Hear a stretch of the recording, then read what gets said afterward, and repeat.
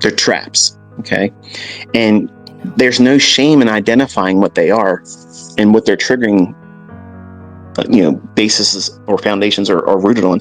That's the thing that you need to be aware of. Everybody has them. Everyone has them.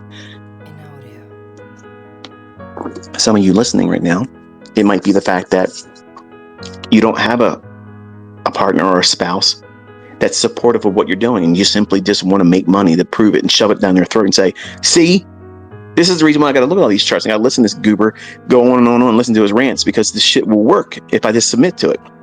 That's why you're doing it. You're trying to prove to them in an expedient manner that it's worth your time doing it, when they don't think it's worth their time waiting around for you to figure out whether or not you can do it or not, when they've already had it in their mind that you ain't going to be successful at it. So I understand how to balance all that stuff is very difficult. But he, as my son, he's got youth on his side. He has time on his side. But because of video game playing and the tendency to play these games, and when you get killed in the game, oh, well, there's no time and no real loss. Let me just respawn and there it is. Or I got to wait the time limit for the game to conclude and a new game will start up. So that's the mindset that he has. And that to me is why I think viewing trading as a video game is the stupidest fucking idea anybody could ever employ.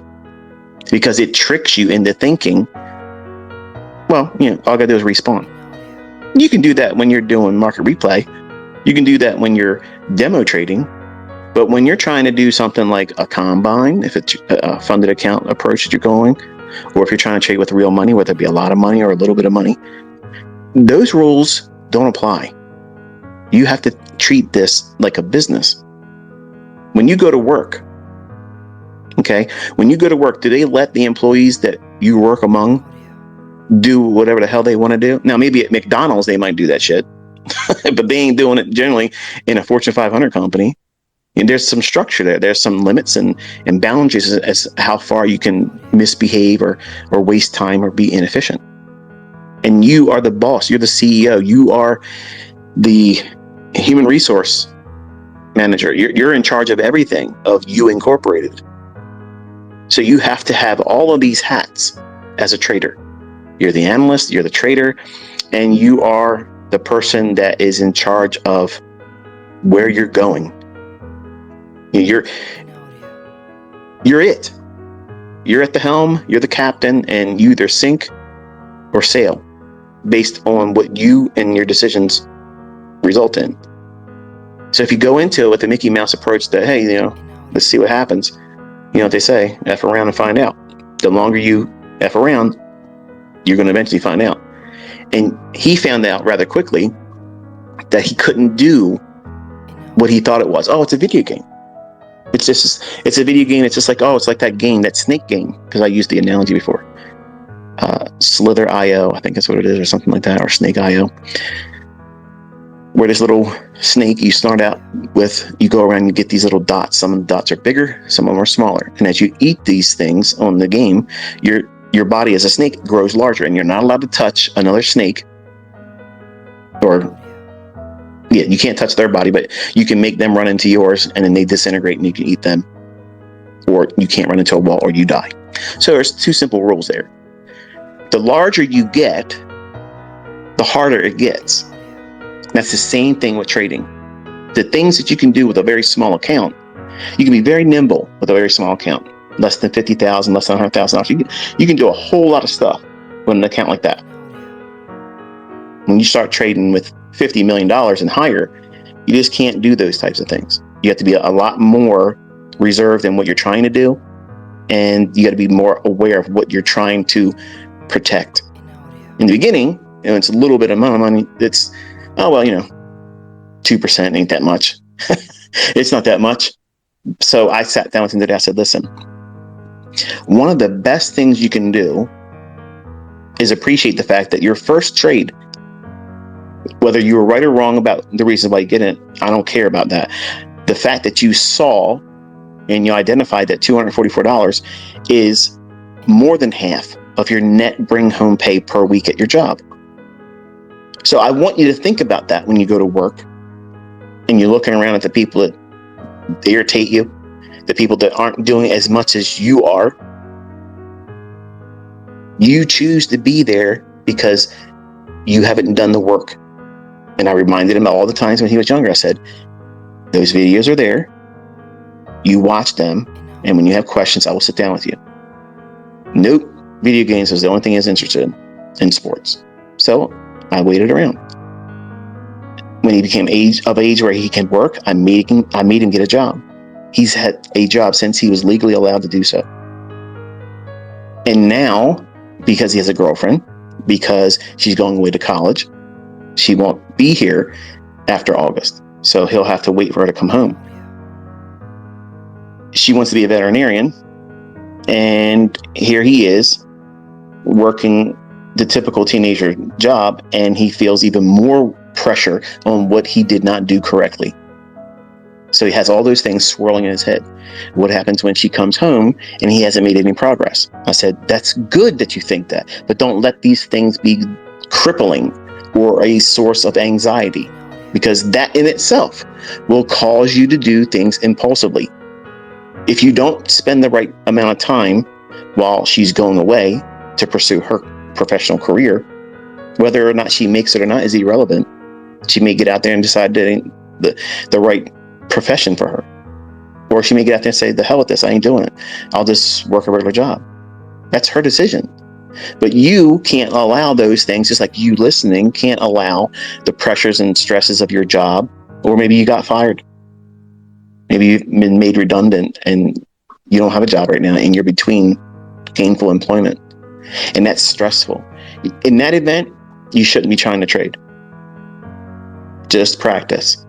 Because you're not going to do the right things in that state of mind. Because you're going to try to do anything you can to make yourself feel better about the situation you're in, and just feel like, oh, why am I worried about all this? I can make $1,000 in one day trading, over leveraging without a stop loss, and just get lucky gambling. You won't say it that way, but that will be the reality of it if you're right, if you're correct about trading in those conditions. So when I sat down with him today and told him, I said, listen, we're going to think about how a $50,000 account. I know you said you were going for that $150,000 account. Okay. And you were trying to prove to dad you were going to go on the internet and piss all over my trolls and like you have to defend me, which you don't. I want you to think about a $50,000 account. And I want you to think about 1.5% risk of that. That's the highest you can ever go. You can never go above 1.5%. Now, if you go out and look at these funded accounts, they allow you more than that. Not by much. I think it's like 2%. But I told him, you are not allowed to go over 1.5%. Because if you go over 1.5%, you failed. In my eyes, I'm your dad. I'm telling you, you fucking failed. Not just, I messed up. You fucking failed. You took that on. You did it yourself. You chose to fail. It didn't happen to you. You chose it. The reason why he was blowing it, trying to do the 150,000, because he was trying to trade with the maximum amount of contracts. Just because they're offering it to you doesn't mean you should do it. So I sat with him today and I said, look, I want you to think about what 1% looks like on a $50,000 account. That's still more than you make all week long. What happens if you sit down and you make that in one day? How would that make you feel? Just one day? Yeah, one day. That's what I said. One day. What does that make you feel like? He's, oh, I would want more than that. I said, why? You're not making that right now.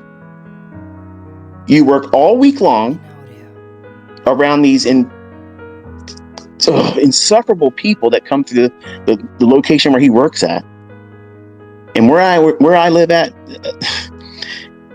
there's this snootiness, okay? That everybody thinks they're better than everybody up here. Okay, and it's, believe me, it's ridiculous. Like it's nonsensical the way they all act up here.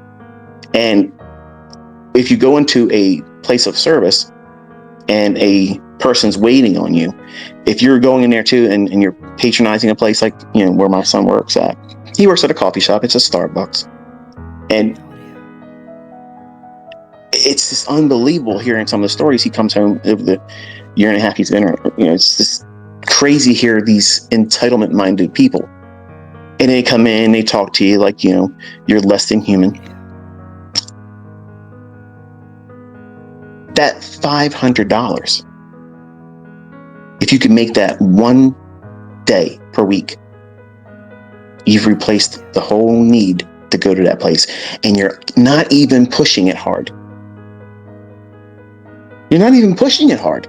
You're not pushing hard to break the account. You're not pushing hard to feel like you got to keep up with some level of measurement. Somebody on the internet's doing this much, I got to do that. You don't have to look at my videos where I'm trading all those contracts and building up a large position. You ain't got to do $12,000. You ain't got to do $16,000 and $20,000, $30,000 days. You don't need to do those. You can get to those, but you have to grow into making $200 and saying, okay, $200. That's your whole week in half right there with one transaction. That's how I got hooked on this. In the 90s, I got hooked on that because my pay was less than $300 a week. Bring home. And I was thinking to myself, man, if I could just do one bond trade per week and just get half of a point, if I could just get lucky enough to find 16 ticks on one contract in the bond market, that's $500. That's better than going to work. And once I do it, I don't have to do it again because I'm scared to trade, right? Well, that was my whole approach going in, easing into it. And I sat down with him, I explained this whole thing to him today. I said, I was afraid to get into it when I was in the 90s. I mean, it was exciting, but still scary. Like, I don't ride roller coasters. I think they're thrilling to watch other people go nuts and throw their guts up and scream and probably blow out an intestine and guttural screams as they go down the deepest part of the decline. But I would never get on those things. I don't like them. I have to be in control. I have to be in control of me, the environment that I'm in, and that is not something I would do. And I don't want to treat my trading like that. So I have to be very methodical about what it is I'm looking for. And the way I teach you as my students, I teach that same approach. We're not gambling. We're not inviting happenstance. Okay, so I told him, I said, you're going to trade until you get fatigued.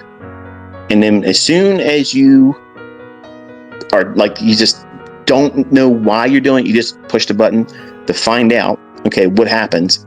That moment, that's what I was waiting for. And I explained to him, I said, that's where everybody blows it. Everybody blows it. At that moment, it's because you have either hurt your account, someone has hurt your feelings or made you angry, or you're sick, or something cost you money that was unexpected. You are using that moment to replace some kind of negative thing that you're going through. Or maybe not even experiencing it yet, but you're afraid of it.